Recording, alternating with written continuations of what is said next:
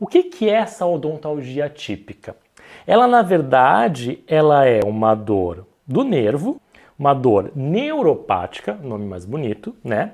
Sem uma causa óbvia, aparente. Isso quer dizer que é uma dor onde a gente não encontra causa. Então a gente tem que fazer um diagnóstico por exclusão.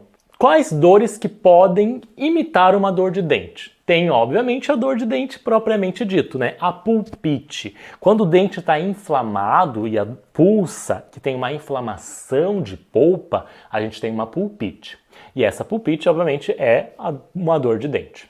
Mas existem outras condições. Condições como músculo masseter dolorido, principalmente masseter profundo, e músculo temporal, principalmente temporal anterior, que eles tendo uma contração, eles podem irradiar para a região do dente e aí mimetizar uma dor de dente. E na verdade não é uma dor de dente, é uma dor muscular. Outros tipos de dores de cabeças, alguns tipos de enxaquecas, podem espalhar até a região do dente.